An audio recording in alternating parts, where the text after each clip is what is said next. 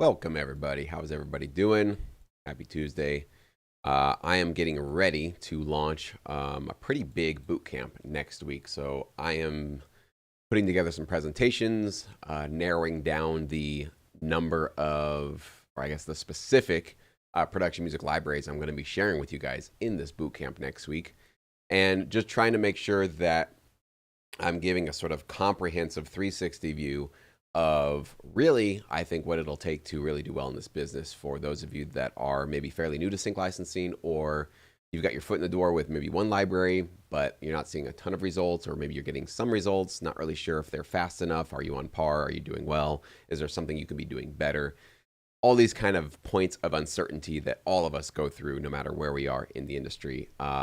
I am basically just trying to make sure that I don't waste any of your time next week. That's definitely number one. I want to make sure this is very engaging, entertaining, and informative. But definitely by the end of the week, I'm hoping that if you're struggling with some sort of a doubt, some sort of uncertainties, that this boot camp can give you some certainty as to either way, whether this is something that you should just continue on, that you're doing well enough and you maybe have some improvements to make, but you feel like you've got it, or you kind of realize, this is probably just not the right fit for me, and maybe I should just go find something else to do with my music. So either way, I'm fine with it as long as what we do in this upcoming boot camp next week gives you some clarity on which decision you want to make. So that's really what I want to do.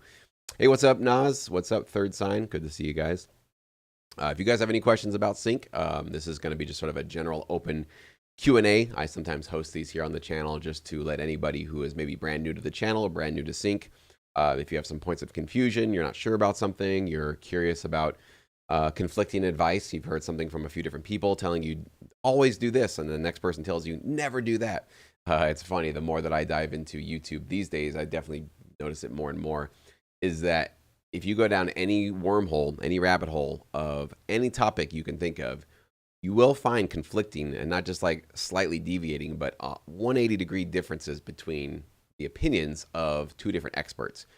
You got a financial question, you'll find two experts telling you to do completely different things. You got a health question, you'll have two different experts telling you completely different things about it. So we're living in the information age, but we're also living in the information overload age. And so there's no shortage of people online like me with advice and opinions and insights on how to help you, do whatever it is you want to do in your life. So I know how confusing that can be, because I have certainly found myself getting overwhelmed trying to get advice or helpful information about anything, whether it comes to, homeschooling, parenting, financial advice, health stuff, whatever, buying a car, literally anything. And you basically go down the rabbit hole until you realize there are no answers, really. There's just a bunch of different people who had different experiences in all these different fields, and they're just telling you what they know to be true for themselves. And I'm really no different. I'm just telling you guys what really worked out well for me in my career, working with production music libraries consistently over the basically 16 years in this industry, taking some time off in the last few years, but coming back into it this year. And as I showed you in one of my recent videos, that this past year, not even a full year, I have already 1,000 new TV placements that sprung into action that just kind of popped up in my cue sheets. And so that's the promise, I think, of working with production music libraries, is creating sustainable, ongoing new placements, as opposed to what a lot of people want to do, which I understand, is to pitch directly to music supervisors. But, can you do that consistently for 16 years? Can you consistently crank out new placements, more and more placements over and over again by going that path? I'm not so sure about that. I haven't heard a lot of stories about people who have done it consistently. Sure, there have been a couple of stories of people who have pitched, got placed, got accepted, made a big amount of money once, twice. Certainly heard of those stories. But somebody with a career doing it that way over and over again for 10, 15, 20 years, not really seeing that. So Carlos, glad to see you, man. I just emailed you, Carlos. I was going to ask you if you wanted to join me for one part of our boot camp next week, Carlos. Carlos is one of our pro feedback members, and he has made leaps and bounds improvements with his productions. And now he's working directly with production music libraries. He's now on the inside of the industry, creating his own direct relationship. So he's a shining success story of what our services and what our offers can do for you guys. So Carlos, I definitely, if you want to join us next week, man, feel free to join us the whole week. I'd love to have you join us, but I do want you to maybe jump on camera with me if you're available on Friday, to share your experience. You did it last year. So if you're available, man, I know you got a busy work schedule. You're doing a lot of stuff, but we would love to have you join us just to kind of share what your experience on the platform was. So Ryan, good to see you, man. Raf, good to see you. Ryan is saying you know I'm down. Awesome, man. Love to hear that. So yeah, I'll count you in and make sure that we get you up there. Probably towards the end of the session on Friday. So the boot camp, I have not publicly released the link yet. I will make a video and release it probably on Thursday, and I'll be hitting you guys over the head with it for basically the next 5 days. And then it'll start this coming Monday. So don't worry, there's no link yet. I haven't shared anything, but I'm just kind of teasing you guys with the idea of what's going to be coming. We will be sharing with you guys, I think, 4 extremely high quality production music libraries that accept producers and composers like you, as long as your music is licensable. And we're going to help try to figure out making sure that you do have that. So we'll do a breakdown of their website, and I'll play some of their music in their catalog. I'll let you know specifically what types of music I think would really do well with them, and then we'll definitely play the music so you guys can hear for yourselves what quality each one of these production music libraries is at, so you can kind of decide for yourself, do you have it or do you not? And if you don't know, I will be inviting a few select number of you that attend our boot camp, which is, by the way, the whole thing is free. I'll invite you to then put your track link in the chat box in the Zoom call, and we'll go through a handful of them on the call, and I'll review them and try to let you guys know which ones I feel are, yes, thumbs up, this is ready to go, you should pitch this company if you feel like they're the right fit for you, or not quite, a little bit of work, here's why, or maybe this is just not the right kind of company for you, and I'll explain why too. So I think it's going to be really insightful and helpful for those of you that are struggling with that uncertainty of, do I have what it takes? If I don't, what do I need to do? Or if I do have music that's ready to go, which company should I partner with and why? We're going to try to give you that insight during the boot camp, because a big mistake that a lot of newbies make is they just go get, like, they do a Google search, they type in TV, film, production music libraries, or they even get my directory. They get some sort of a directory for a lot of these production music libraries, and literally just throw their music out to all of them, BCC or CC all of them, and think, well, I'll just throw it out to all. And I've heard people give advice to do that, to just throw it out to all the companies at once and see what gets back to you. I don't endorse that. I don't think that's the wise move. I don't think that's the professional move. I don't think that treats people like human beings. That treats people like spam and like robots. And we are living in an age now, especially with AI, that people do not want to be treated like a robot. They do not want to be treated like AI. They want to be treated like a human being. And they want you to reach out with a personalized touch and approach. And so with a little bit of research, we're not talking about becoming a PhD in production music, but maybe 5 minutes, 10 minutes of your time to kind of just do a little deep dive in each company is what we're going to do for you guys in the boot camp. You'll know pretty quickly, oh yeah, I think my music would be a good fit for them. Or, you know what, they have the impressive clients and credits and all that good stuff, but I don't think the skill set that I have really matches what they're serving in the industry. This is probably a pass for me. I shouldn't do this. This is the kind of decision that these are kind of the decisions and the insights and the research that I believe serious, full-timers essentially are doing in the beginning parts of their career, not relying on a third-party pitching company, not sending your music to somebody else and saying, hey, can you do it for me? I get those requests all the time. Jesse, I'll just give you my music and you can take a piece of the publishing or the writers, or I don't care. Let's just get to work. And it's like, thanks for offering, but no thanks. It's not my ideal. It's not my MO. I really want to make sure you guys are equipped with the tools and resources and the knowledge to create your own direct resources or your relationships with these companies, and never rely on somebody like me or anybody else to get you connected to somebody else. You should be able to, and you absolutely are able to, directly pitch and create relationships with these companies. I think we already got a couple of interesting questions here, so let me go ahead and jump into those. If you guys have, Bobby, good morning.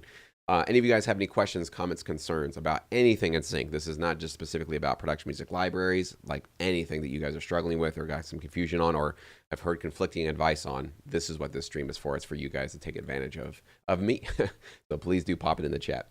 Ryan, let's see, Crary. I'm stuck on getting a workflow to produce outstanding tracks. Been struggling on this step hard. Okay, probably need to know a little bit more about that, Ryan. Is it that it's hard to get started on your tracks? Like you just open up your DAW and you're not coming up with anything?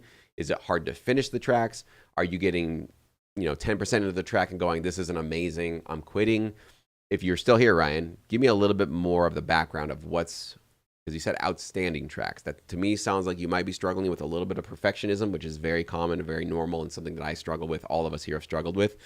Let me know a little bit more about where you're going and where your breaking point is in terms of why you're not finishing what you're calling outstanding tracks. And I'd be happy to help, but I don't know enough from your question right there.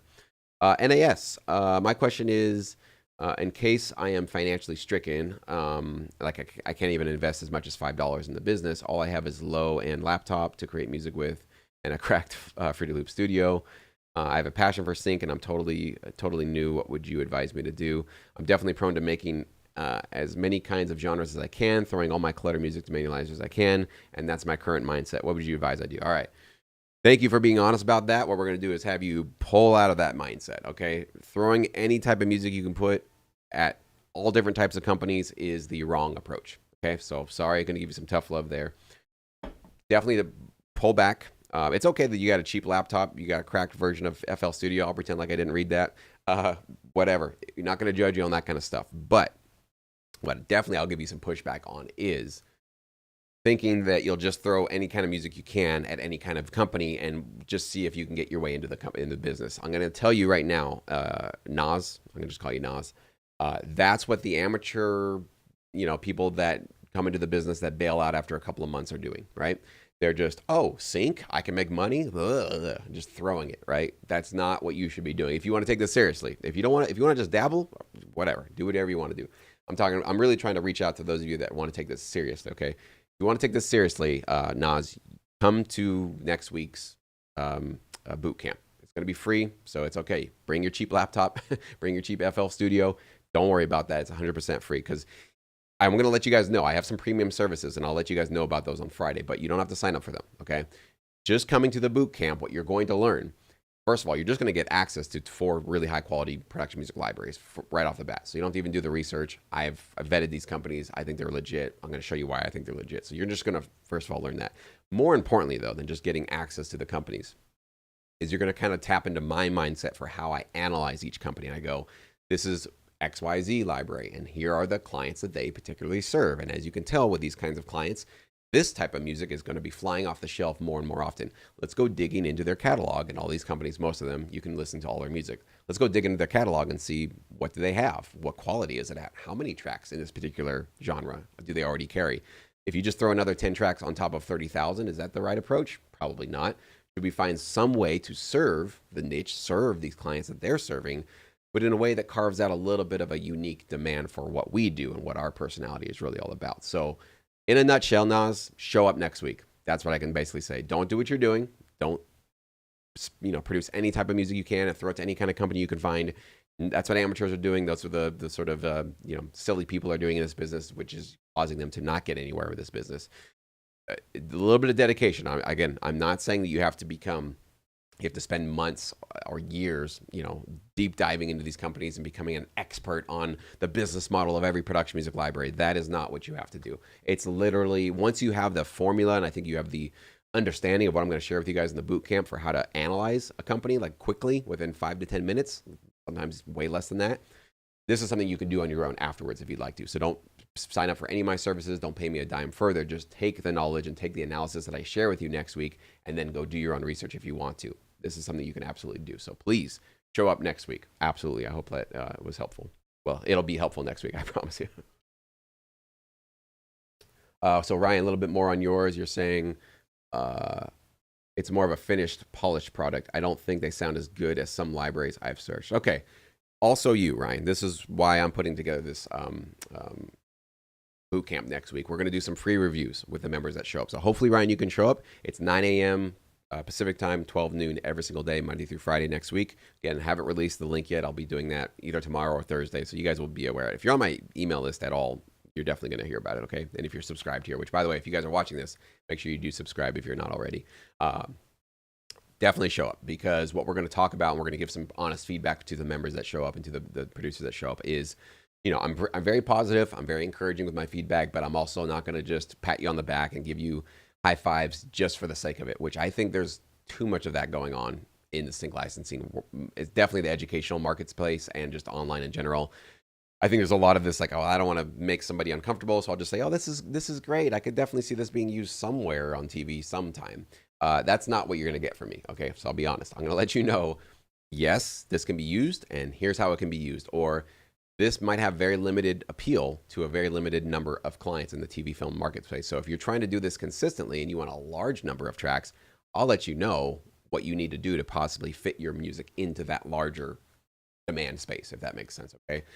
So it sounds like you might benefit, probably would benefit from some professional feedback, Ryan, on your music. Because if you're not really feeling that it feels polished and it's there, if you knew what to do, you would be doing it already, right?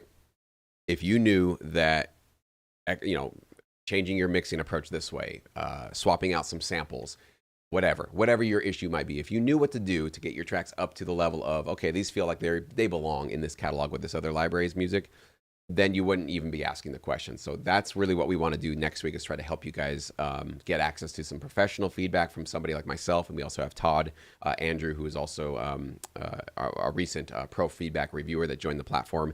He's done amazingly well with production music. He's crossed 6 figures in his royalties. He has 4 different themes, maybe even more. ABC, NBC, it was NBC, Disney, and Fox Sports. So basically, he's killing it in the business. So you're going to be getting access to feedback from him, access to feedback from me through this one. So definitely just jump in next week. Again, it's going to really, really be helpful. But you're not alone. Just know that most of us deal with that in terms of this uncertainty of, is my music really on par? I don't quite feel if it is. I don't know. That's really what we're doing these boot camps for, is to give you guys some certainty, or at least give you our analysis, right? We're not the end all be all of what makes a great sync song or not. Of course, these are all our subjective opinions.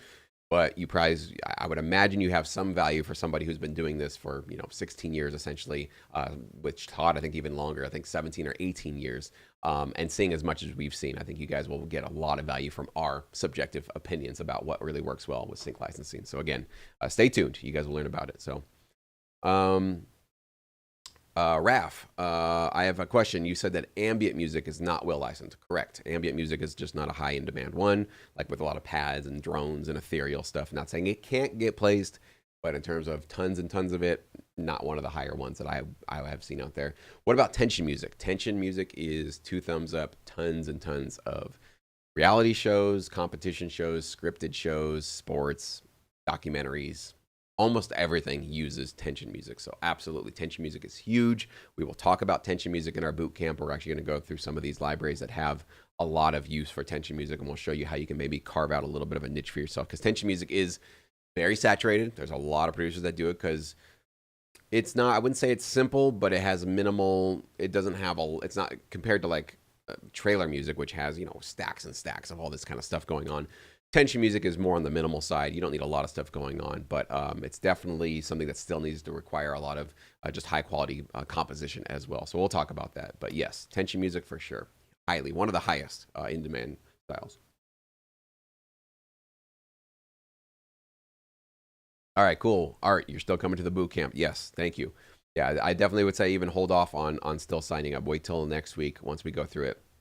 I think we'll be giving you a pretty great deal on joining if you want to join, and also just giving you a world class, I guess 2 decades almost of education in a week span. So I think you're gonna just get a ton next week. So glad you're gonna join us. Hey, what's up, Imil? Um,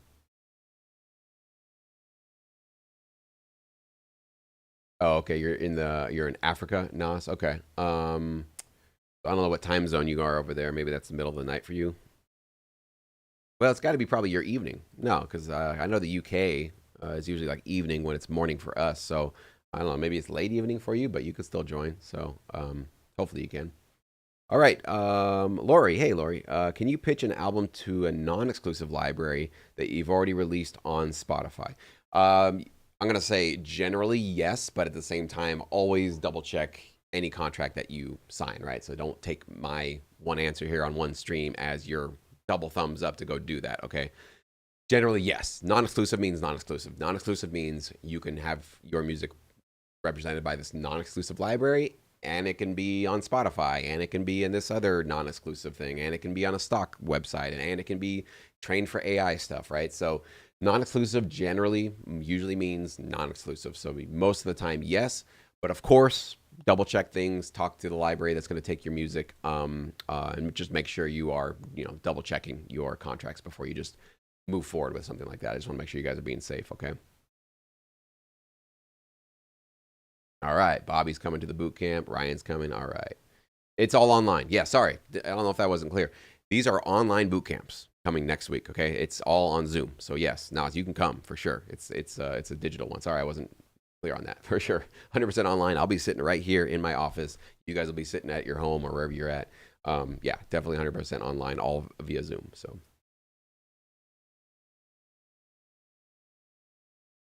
okay, Bobby's got a question. I'm pretty good at pop. I'm pretty good with hybrid orchestral stuff. How do I decide which genre and who to pitch to? Okay. Um, my pushback for you, Bobby, would be pretty good at pop and pretty good with hybrid orchestra. Which one are you great at? Because pretty good isn't going to cut it anymore in our industry. You can't be pretty good at something and expect to do well, great in this business. You'll do pretty good, which might not be that great. So I would say, basically force yourself to kind of answer this question: which one are you great at, and how would you decide that? Well, which one of those two feels like you really shine with, right? Which one of those two do you get the most amount of, I don't know, maybe positive reaction from your friends and family if you haven't got any professional feedback? Which one do you feel like really just kind of sings in you best? Which one just comes more naturally? Which one do you feel like you could produce day in and day out for years and years and years and feel like you can constantly grow and constantly be excited for it? That would be the first question. So if you can answer that, then you pretty much know which one you need to go to, because either one could get placed. Pop can get placed, tons of placements with pop. You got to probably, tailor it a certain particular way to make sure that it's going to be licensable.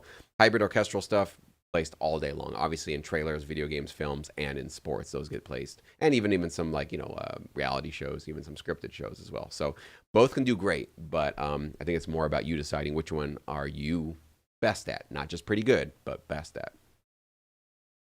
All right, David's coming to the boot camp. Very cool. All right. You'll definitely get the email, Ryan, for sure. Christian has a question here. Are there different categories of cue lengths, etc.? 5 seconds, breaker, 15, 30 seconds? Yes, definitely there are, Christian, but every single production music library will require a different set of, they're called alt mixes, right? These are alternative versions of your full track. So a lot of in my experience, in my career, a lot of the more common requested ones were a sting, which is usually 5 to 10 seconds long, pretty short, 15-second, a 30-second, a 60-second, and that's pretty much it for the cut downs. I haven't had a 1.5 minute nothing beyond 60 seconds.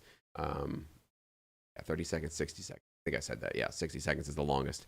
Then you got your full, and then a lot of times they'll say, hey, we want also a version of your full mix, but cut out all of the lead elements. So if you have a lead guitar or lead horns or vocals or something like that, cut all that, mute all that out, and let's just have a lower end mix. Maybe another one where it's just drums and bass, very common as well. But every catalog and every company you work with are going to have different requirements. So this is not something I would say you do this before you pitch to a library. What you do is you let them stream your full tracks. Like let's say, usually it's going to be 1.5 to maybe 2.5 minutes on average, maybe a little bit longer, a little bit shorter, depending on the kind of cue, the genre that you're producing.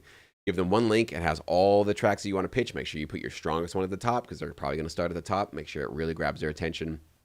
And then in your email submission, you say, and I'm ready and willing and able to give you guys all the alt mixes, metadata, stems. Stems are basically just the individual tracks in your full mix. I'm ready to deliver what it is you guys need at your discretion, at your sort of instruction, because you don't want to just give them, hey, here's my 5, 15, 30, and 60.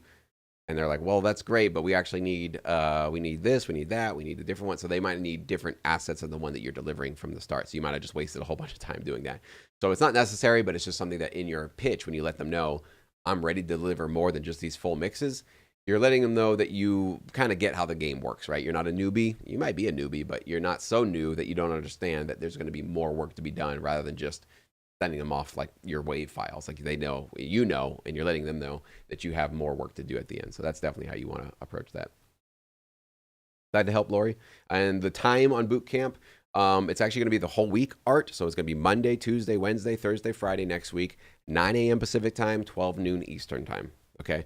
So it'll be about an hour each day. Chances are we'll probably go over a little bit, but I'm going to try to keep it to an hour. I know everybody's time is very important, so I don't want to sort of run over too long.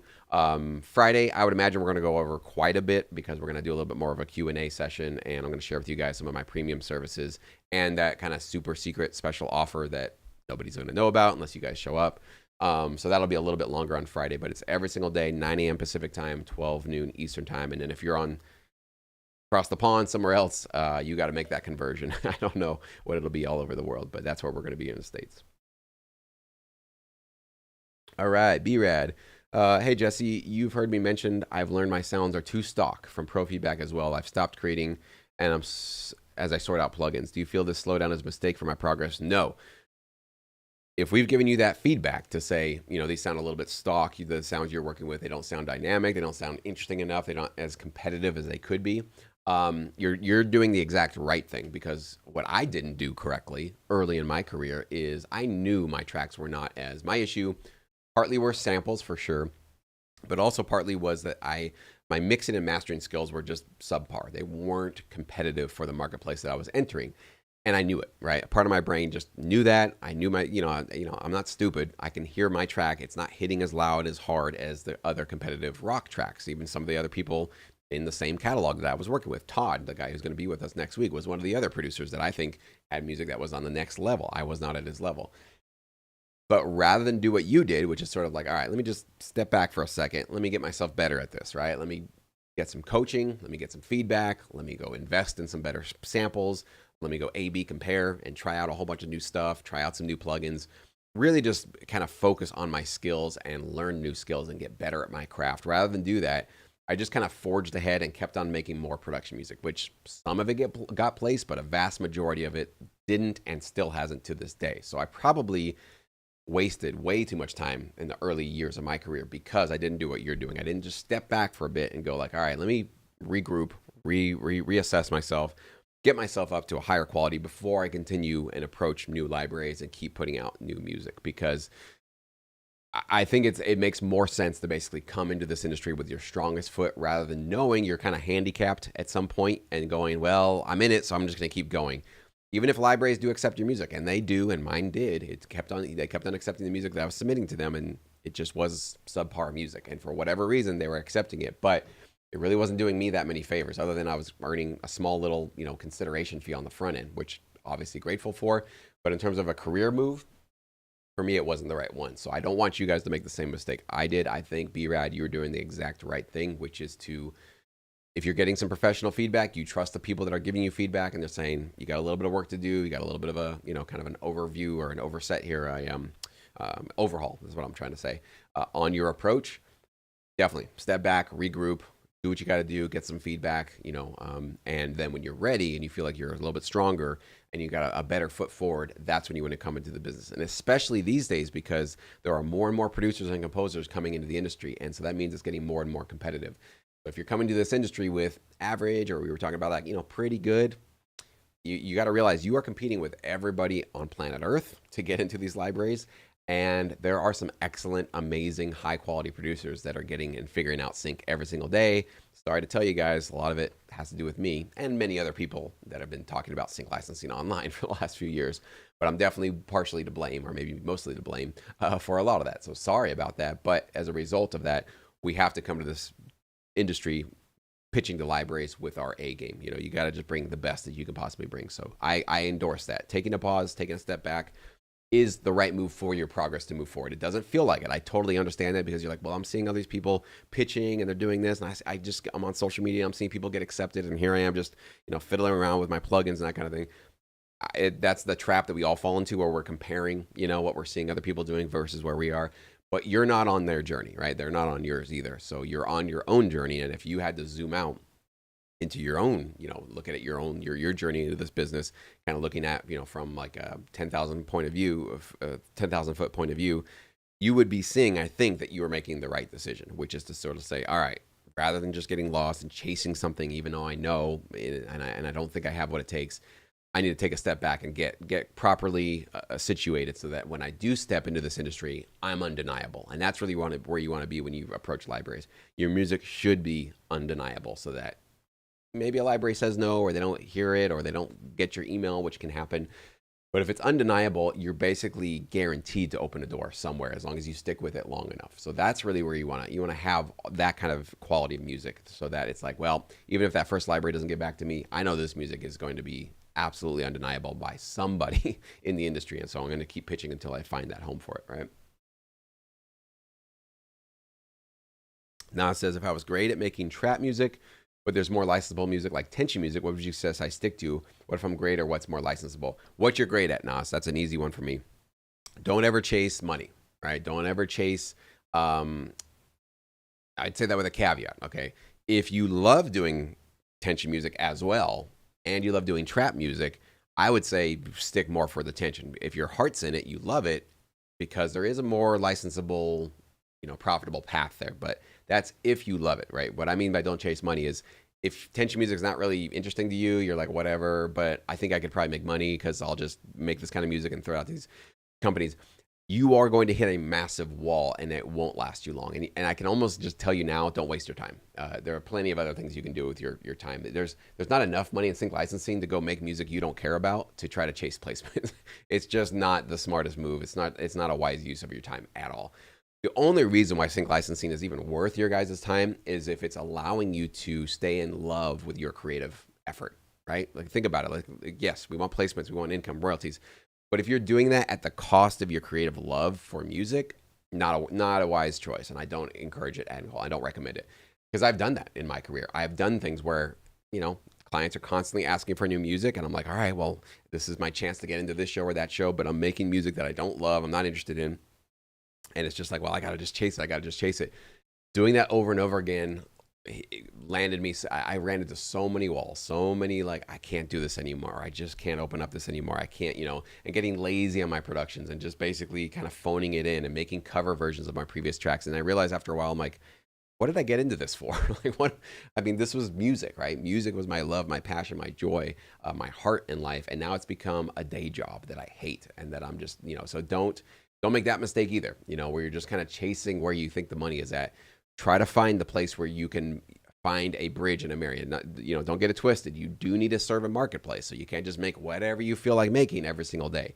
But there is a fine line. There is a sort of a little narrow path you can walk where it's your passion, your desire, your love for music that also is licensable and marketable and desirable by TV and film clients. And I think in not every genre, but a vast number of genres, probably all the genres that you guys here watching this are producing, there is a path for you to do that. But yeah, don't chase it just because there's more of a financial incentive to do that because you can't keep up that pace the rest of your life. A couple of months tops, maybe a couple of years, and it'll catch up with you and it'll hit you like just a brick wall. It's not going to feel good. Bobby, you're answering the question I was asking before. Not really sure what I'm better at. My friends and family, bless their heart, tell me everything is good. That's the problem with friends and family giving us feedback. It's what you need, but it also can not be extremely insightful and helpful. I'll wait for feedback from an expert like yourself to determine. All right, cool. That's what we can definitely help you out with. So definitely come next week to the boot camp, and hopefully we can get a review for you to see, we can let you know where things stand, at least from our point of view, for sure. Yes, Christian says that it's good to know that a full track can be used in a variety of ways. That's what's beautiful about, I think, working with production music libraries and sync licensing in general, is when you submit one full track, you don't just have one track that can potentially get placed because you're giving them all the cut downs, all the alt mixes, and a lot of times all the stems. I can't tell you guys, I've gotten so many placements of like bass stems in my career. It's crazy. Like there's some scene in a drama show or in a reality show where they just need a little bit of low frequency tension, but they don't need all the drums. They don't need a piano. They don't need all the stuff. They're just like something that just boom, boom, boom, boom, boom, just something kind of rumbling and just pulsing away in the bottom. And they're like, just take his bass stem and throw that in the scene. I've gotten tons of those kind of things, or stems that are just the drums or drums and bass, that kind of a thing. So when you work with a production music library and you give them one track they accept, you're also giving them, I don't know, maybe 10 to 20 different assets that can all be placed in varieties, in a variety of ways. And so that's what's really cool about it. It's just you have so much exposure and so many potential ways to get placed with your music, and that's what's great. And not only that, within your main mix, your one single track, the main track that's like 2 minutes long, if you're composing it correctly, we'll talk about that in the boot camp, you're also giving them maybe 5 or 6 different variations, different options for different parts of the track they can chop up and Frankenstein, copy and paste them on their own and throw into a show. So you're giving them tons, like hundreds basically, of different options and combinations of ways that they can use your music and place it. And really the name of this game, what I've noticed in my career, is that once you get in with a library, you got a great relationship, and then your music starts getting pitched and placed in TV shows. There are basically a handful of editors, maybe supervisors. A lot of times it's just video editors for a lot of the reality shows and sports networks that I've gotten my placements through. And human beings, thank God, actually are very lazy. Okay, audio editors who are constantly editing new versions of the show, or they're hosting, or they're basically they're broadcasting a live program. they don't want to go hunting every single time they do a new episode for, all right, here's episode 108. Let's go find all new production cues to throw in the background. Who's got the time for that? Nobody needs that, right? Once you're on their short list, like it's just like a favorites basically right in their edit bay. They just can pull your track right in there over and over again. And sometimes they don't even have to pull it from there.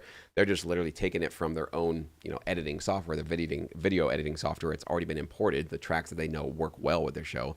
And if that's your tracks, all day long. That's why you'll see in that last video, one of those last videos I showed you guys, a lot of my cue sheets are showing you I had 1,000 placements over the year. That's how that happens. Okay, that's not 1,000 different people randomly searching for me and I happen to get 1,000 different placements. That's not what's happening here. Okay, it's basically a handful of people that are just like, yep, copy paste, drag it in, drag all day long. So that's what I've noticed in my career. Those are the kind of positions, once you start to see that happening with your royalties and with your cue sheets, you start to see these, it goes from like, maybe a dozen or so cue sheets to like 100 and then 200 and then 5. You go, how is that happening so quickly? What's going on there? That's how that's happening, is that your music is just licensable, it's just perfect, it's just right, and it works for these clients. So that's what I'm trying to get you guys in the position of doing, is to become on these playlists, to become on these short lists, to basically have your tracks basically fed into these TV shows all day long. And are any of my tracks, quote unquote, perfect? Is that why they got placed? No, there's no such thing as that. There's no perfect, right? My tracks were licensable, which meant that they were crafted in a way that I knew they would be useful to fit probably in a lot of background scenarios, right? That's what my tracks were, and that's what other tracks are of people that are doing well in this business. So going back to our kind of first topic here about perfectionism, that's why we want to get away from perfectionism, because it really is the only thing that will stop you from even getting your foot in the door, or even potentially getting onto a playlist like that. You're not going to get on one if you're worried about it. It's not the most perfect thing that I've ever created. It's not my favorite thing. It's not amazing. Forget all that. Like, not every track you create in your career is ever going to be your favorite and the most amazing thing that's ever been heard on planet Earth. Let's get real, okay? You're going to have a few winners. You're going to have a few ones that you're like, wow, I can't believe that came out of me. That's amazing. That's beautiful.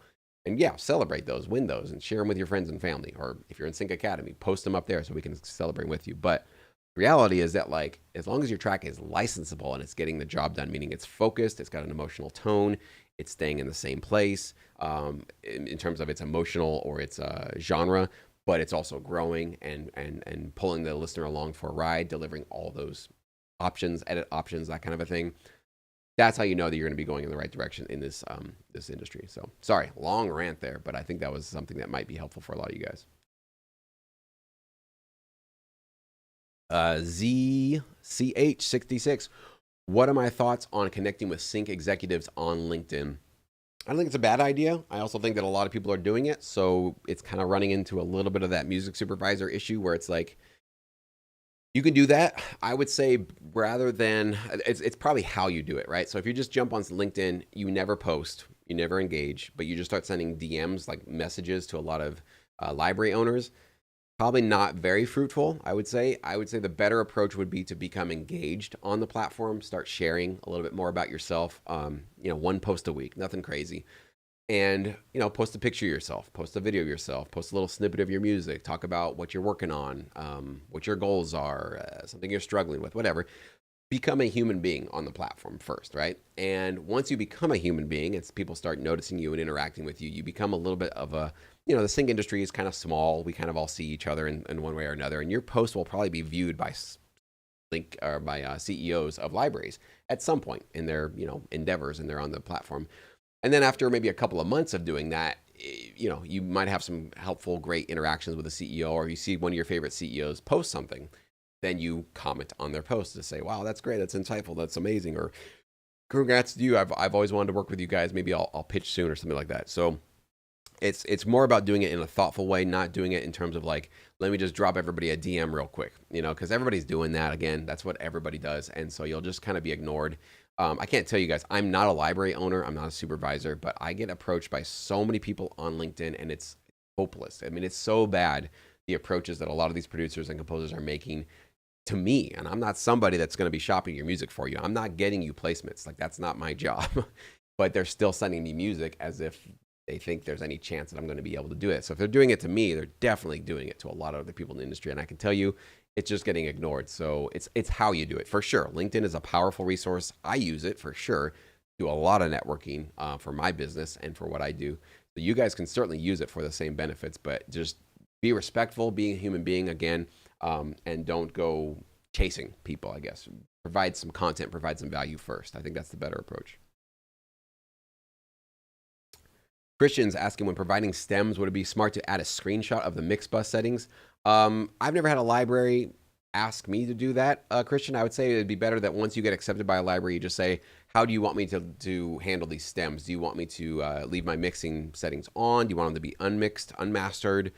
Usually it'll be that. It won't be so much they would want them unmixed, but they might want them unmastered. They might want them a little bit quieter than your full mixed, mastered track. So, but just ask the library. But you're sending a screenshot to them. I've never been asked to do that. It's possible they might, but I don't think that's going to be something you'll come across. Naz, you had another question. What's my view on Afro beats or Afro pop and sync licensing? Afro beats for sure have been becoming more and more popular lately. So there is a time and a place for that, especially if you can create something that's like upbeat, optimistic, fun, energetic. I think some commercial spots could certainly use that, maybe some reality shows as well. So Afro beats for sure. Afro pop, I haven't heard as much. Maybe that's sort of kind of looped in there. Kind of there's a lot of overlap between the two. But for sure, there's a lot. I've been hearing a lot more of Afro beats out there from a lot of libraries we've been talking to, actually. So for sure, something to take a look at if that's something that feels exciting to you. All right. So Jacob's asking, is sync worth getting into if you already have an established, if you're already an established producer? Is there any demand for rock slash metal songs? Metal, less metal, Jacob. Tiny amounts, but rock for sure. Now, is it worth getting into sync if you're an established producer? A big question. It's a good question, but it's kind of like, I'm not really sure what you mean by worth it. If you're happy with your income, like you're happy with your workflow, you're happy with what you're doing as a producer, then you don't need to get into, why would you want to get into sync, right? Like everything's working for you, you're fine. If you're not satisfied, maybe with your workload, with your income, or could be an and, you want to expand your exposure into a new marketplace that you haven't had exposure into, then yeah, it definitely could be worth your time. I don't know how hungry you are for it. I don't know how interested you are. It's one of these things where, if you want to just like dabble in it, I would say don't worry, don't bother, right? If you want to like if you're thinking like, well, I'll throw one album at a catalog and we'll see if it does well. You can for sure. I mean, I'm not saying you can't do that. There's a lot of people that do this sort of part-time with a part-time focus. You can absolutely do that. But I have found in my experience from all the producers and composers that I've coached over the many years, 8 years now, it's the producers and composers that stick with this, that consistently keep cranking out new music and keep a consistent relationship going with the libraries that they get accepted to. They usually get to the point where this is supporting them full time. So the producers that drop off an album with a catalog and then kind of go back to whatever they were doing and then go, well, I haven't gotten any placements in 6 months or a year, so forget it, I'm not doing it. Very common story because, if you're only dropping off a handful of tracks with a catalog that has 10,000, 20,000 tracks, you just, the statistical odds are low that you're going to be getting a lot of placements very quickly, right? So this is a relationship business. It does matter whether or not a library CEO likes you and it can rely on you and can depend upon you. So it's a big question. It's not something I can answer for you, but I would say, those would be the questions I would ask myself if I were in your shoes. Am I happy with my current workflow? Am I happy with my income? I don't know if you have any, royalties associated with being a producer. If not, or are you just doing the sort of, upfront fees for the work that you do?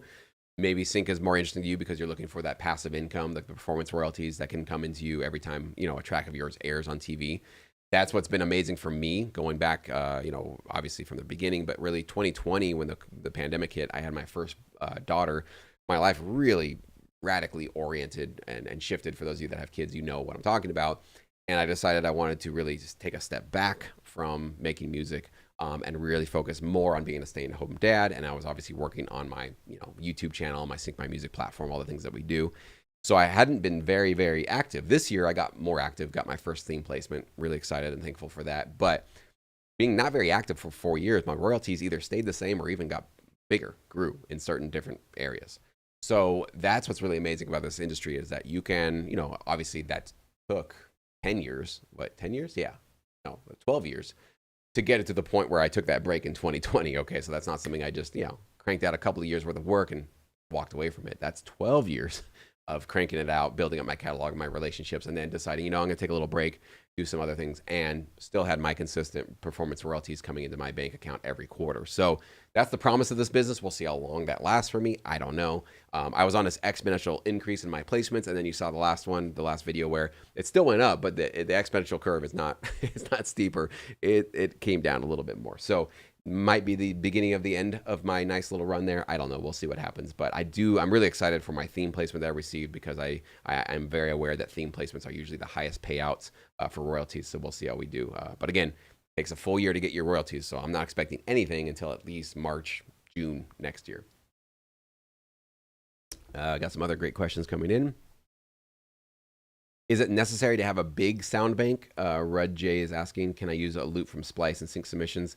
If you're going to go to Splice, I would only use percussion loops, nothing melodic, like no leads. I wouldn't use very many vocals, maybe vocal shouts you could get away with if it's a hey, a ho, something like that, but no melodies, no lyrics. I wouldn't use anything like that. If you're going to use anything that's a melodic loop, a vocal lead, anything like that, you better chop it up, switch it around, add effects, make it almost unrecognizable from the original for sure. And is it necessary to have a big sound bank? I don't know. If you buy Logic Pro right now, it's $200. The sounds that come with Logic Pro are huge and amazing, and I think you can create licensable music with what you get with Logic Pro.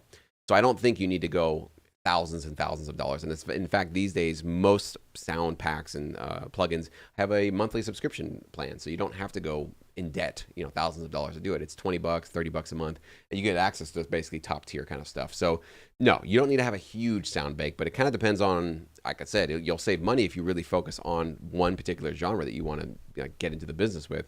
You got that one genre that you really want to kick the door in and do well in. That's all you got to spend the money on, right? So if it's rock music, well, high quality drums, high quality guitars, and a bass. That's pretty much it, right? There's 3 different, plugins or sample packs you really got to do well in. Maybe a couple of, sound effect packs, that kind of a thing. But I think Splice could probably help you out with, Splice is great for transitional effects, sound design things, swooshes, booms, impacts, that kind of a thing. It's really great for that. So you can find tons of options for your tracks. But no, you don't have to spend a lot of money on sound banks for sure.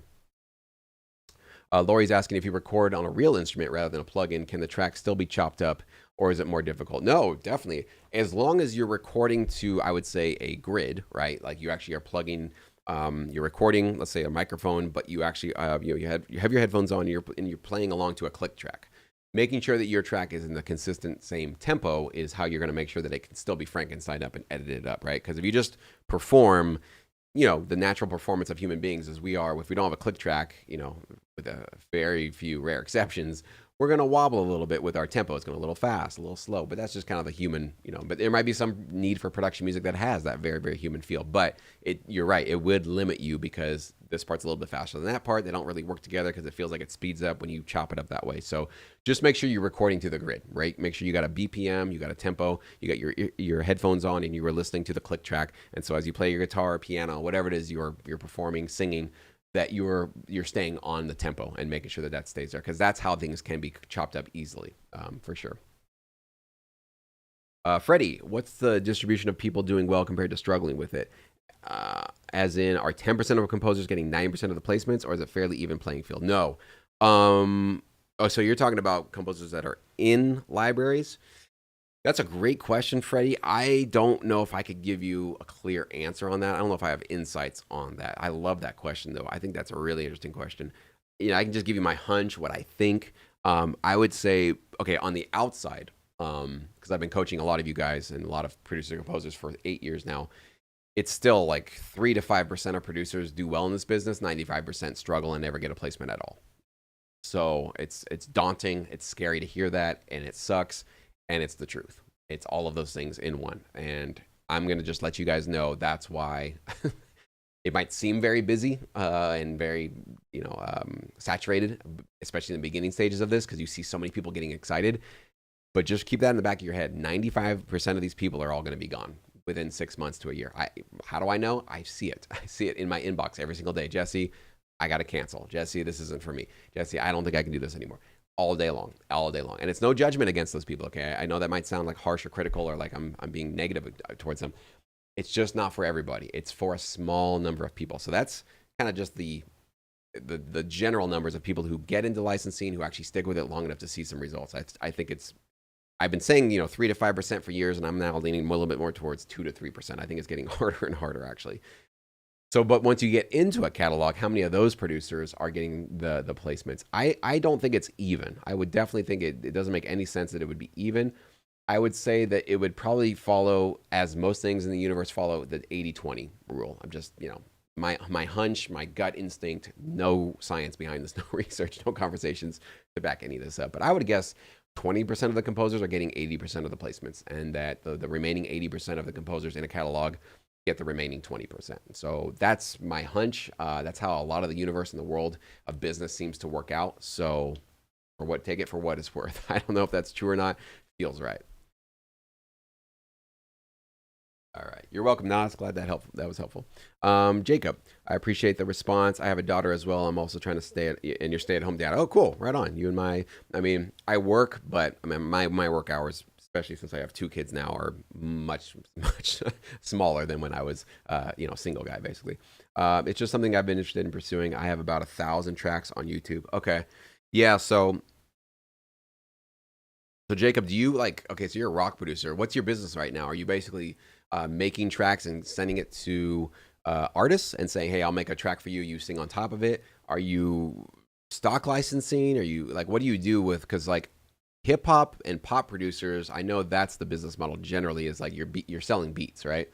Selling to rappers, selling to artists, that kind of a thing. But rock is a little bit different, I guess, isn't it? I mean, maybe it's not. Zell is here. What's up, Zell? Would love to hear more and learn more about what you're doing, Jacob. And is it your Jacob Lazot? Is that your that's where your 1,000 tracks are? Let's go see if I can check out your channel right now. Yeah, it looks like you got a ton of cool tracks here. Yeah, what's your business model with this? This is really interesting to me. I'd love to learn more about what you do. Freddie, all right.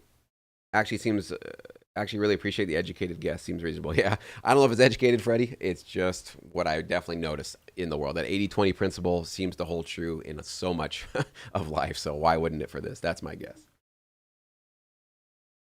All right, B-Rad. For next week's boot camp, I work at that time. Will we be able to catch it and chat on our phone as I am now? Yeah, I'll definitely be. It's a Zoom call, B-Rad. So yeah, if you got if you got Zoom on your phone, download the app. You can definitely watch it while you're at work, and I guess sneak it in. Whether or not it'll be replayed, I'm probably leaning towards not replaying anything. I think I want to keep it more exclusive to the people that can show up live. Sorry about that. But yeah, I think I really want to make sure that you guys take the time, carve out some time to come join us. It's worth it. I'm going to make sure it's worth it. That's my goal, at least. And I think I want to make sure that only those of you that show up live really do get the benefit of it. So right now, that's where I'm leaning. I'm not going to set that in stone. I might change that, but that's kind of where I'm at with deciding what I want to do with that boot camp. So, and yeah, just so for those of you that are maybe new to the stream, haven't released anything yet. There's no link. I haven't even shared anything really, other than it's going to be next week, an hour every single day, 9 a.m. Pacific time, 12 noon Eastern time. And we're going to give you some great high quality libraries that you can potentially pitch to. Going to give you my analysis, my research on each one, and we'll listen to some of the music, and we'll also do some reviews with you guys that show up to you want to find out whether or not I think your tracks maybe are ready for some of these companies. Aaron, hey, glad I'll be able to catch a stream. Quick question. While quality is king, what would you consider a decent output quantity for different stages of our career, starting out, etc.? I would say these days, you want to shoot for 1 to 2 tracks a week finished, meaning produced, written, mixed, and mastered, done, out the door. So 1 to 2 tracks a week. And that could be with a full-time job. Most of you guys watching this probably have full or part-time jobs or multiple part-time jobs. And I think even with that, you can do 1 to 2 tracks a week. It's very possible. I know it might seem crazy or, impossible right now if you haven't gotten anywhere close to that. Like you might be doing 1 track a month or 1 track every couple of weeks. With a little bit of practice, a little bit of insights, definitely using some templates and some other strategies we share, definitely in Sync Academy, you can increase your speed. And also, getting out of perfectionism. I think that's probably one of the main reasons why people take so long to finish tracks is they're so worried that the track isn't the best thing that's ever been created, so they don't finish it or they don't just mark at the end on it. They just kind of keep it in limbo and keep tweaking it, and then a couple weeks go by and they just whatever, and they get distracted and they move on to something else. So I would say 1 to 2 tracks is where you want to shoot for to stay relevant, to stay healthy, to keep your pace on par. I used to say 3 to 5, but that was I think a few years back when I first started this channel. And now we have way higher quality producers and composers getting into the business. I think COVID kind of made a big difference. A lot of producers and composers were suddenly at home with nothing to do, maybe sent home on furlough, laid off, whatever. And it's like, what do I do with my music? And they stumble across sync licensing. And so there's a lot of new high quality people that are coming onto this. So I think focusing more on quantity now and less on quantity is probably the play to go. But yeah, 1 to 2 tracks a week. If you can keep up with that pace, I think you'll do great in this business, as long as you're making, licensable high quality music for sure. You'll get the link, Nas, on this channel, I think on Thursday. I just started this site. I'm going to do it on Thursday. If you're on my email list, which, by the way, if you're not, you can click on the link below. Just sign up for my free course. You'll get on my email list. I will definitely be shouting it on this YouTube channel for the next couple of days, so you'll find out about there. And also, I'll email all of you guys. So, yeah, if you're following me at all on LinkedIn, you'll hear about it. Don't worry about it. You don't have to chase it. It'll chase you. You'll be aware of it. Okay, so Jacob, you create royalty-free metal beats that you sell on your website, and then I also have people coming to me for custom tracks. Okay. The beats, I hate calling them that. Yeah, it's kind of weird to call rock tracks beats, but whatever, are non-exclusive. Okay, cool. So you're doing essentially royalty-free one-off sales, and then you do some customer. Cool, right on. So it's all on the channel. I started doing this full-time in 2019. Wow, congrats, man. It's really very rare to find people that can do music full-time, so props to you. And I just constantly keep posting music and growing organically since then. It's great. I could have used something like Audio Jungle or Pond5, but I want to have my own platform and brand. It's amazing, man. It's great. And you don't have to worry about those AI things training off your music. I mean, probably AI is training off of everything on the internet. It probably has already. But, there was a big concern, obviously, for a lot of producers that had music in Pond5 that they just were like, oh, by the way, AI is trained off of all your music. Here's some money, So that's really great, man. You kind of did it your own way. You stuck with it. So you're one of the 3 to 5%. You guys are looking at a 3 to 5% there that was able to turn music into full-time income and to be able to focus on it. So props to you. Really, really cool. So is it worth your time or not? It's definitely worth going to a free boot camp. I'll tell you that. It's worth coming to the free boot camp next week so you can kind of get a front row seat as to whether you want to dedicate some more time in the future. But I can't answer that for you. So Alvaro's here. Alvaro, what's up, man? Good to see you. I haven't heard from you in a little while. I'm doing great. Great to hear from you, man. Hope you're doing okay. Hope you're staying busy, Alvaro. Yeah, glad you joined us, buddy. And Blooming Sounds, are there any sync agencies that deal with a lot with electronic music? Yes. Now, sync agencies generally are the companies that are going to work more with established artists, and that's not really the kind of companies that I work with or that I recommend for you guys. I'm not saying that you shouldn't work with them, but I'm primarily talking to producers and composers that really want to just make sync music, and we call those companies production music libraries because that's what they only really do is make music for production. So yes, definitely a lot of them specialize and have a lot of electronic music, and we'll touch on that basically in our boot camp next week. Again, not all electronic music, not the kind of slow, dreamy, drifty ones. That's not really going to do well. It's more upbeat, up-tempo, energetic. It could be tense, it could be dark, it could be celebratory, it could be fun, it could be party atmosphere, right? There's different styles and different approaches with electronic music, but for sure, electronic music does get placed in ads, in reality shows, in dramas, and that kind of thing. No link in the description. Yeah, just go to syncmymusic.com. You'll see that there's a way you can sign up for the free starter course, and that'll get you on my mailing list. And in the meantime, you can go through the free 5-day course if you want to. You don't have to wait 5 days. You can go through all the videos at once. So, all right, this will be my last question, guys, and then I'll pop off out of here. Actually, I got 2 here. We're going to do kids question and Samuel. Samuel, you snuck in right under the radar there. Kids saying, I make 2 genres. Should I submit the funky, happy, upbeat stuff first and introduce the darker one later after building a relationship with the library? I have more passion for the darker genre. Start with your darker genre, kid. You don't have to do upbeat, optimistic stuff. You can do darker music, and especially if you're working with a library that serves clients that places dark music, you can really do well with it. So if that's where your passion was, it sounds like it to me from your question, start with darker. let them know this is what I want to do. You might also, give them a little sample of like, I also do this kind of music. This is what I do. But really come to them with the stuff that you feel like you are the strongest at, you're the best at, and it's where your passion is at. Darker, intense, energetic music is certainly licensable. So you can definitely do well with that. And how frequently would you use reference tracks? I don't know if you're asking about me or you saying like generally what do I recommend. If you're at all new to sync licensing, Samuel, or anybody watching this, use them every single time. You need to go make sure that you are following in the footsteps, not copying, not ripping them off, but following in the footsteps of high quality producers that have already been accepted by production music libraries, so that you know what you should do and what you shouldn't do, and how to follow in the footsteps of how to craft the track, make your track as loud as theirs, use as quality instruments, keep your track focused, emotionally and musically, and all these kinds of things, right? If you're new, use reference tracks. Using reference tracks is better than getting professional feedback. Using reference tracks, I mean, granted that you're able to like A/B compare your way through, what you're doing versus what you hear on the reference track, because that's direct experience, right? So hearing a professional give you feedback, certainly helpful, certainly useful. It can give you some either confirmation of what you knew you needed to work on, or it might surprise you. I'm like, oh, I didn't know I needed to work on that. That's very helpful. But you don't make the progress until you start doing the work. So using reference tracks is how you start to do the work. And you're basically using these tracks as your blueprint and guide. So I would say if you're new to sync licensing, use them all the time, every single time. Don't even start composing until you have a reference track lined up on your screen that you can kind of compare what you're doing to what they're doing, okay? As you get into the business a little bit longer, you probably don't have to use them as much because you sort of start to understand the rules of it, and you can kind of figure out how to create a licensable track. But there is a learning curve here. It's not like reinventing the wheel of how to make music, but making sure that your tracks are licensable and going in the direction that could be useful for a production music library for TV and film clients. That's what reference tracks are for. Sure. So. If you're involved in pro feedback, are we on your email list? Yes. If you guys are at all on any of our platforms, your Sync Academy, Sync Edge, Pro Feedback, anything that we've done, or you've ever received an email from me at jesse@syncmymusic.com, then you're definitely going to, unless you unsubscribed. If you've ever interacted with me in any way, you're definitely going to be on the email list, and you're definitely going to get notified of this bootcamp sign up. So yeah, don't worry about that. So thank you guys so much. I appreciate it. Thanks for the great questions. Hopefully these answers were helpful for you. Feel free to like if you haven't already. I'd really appreciate that.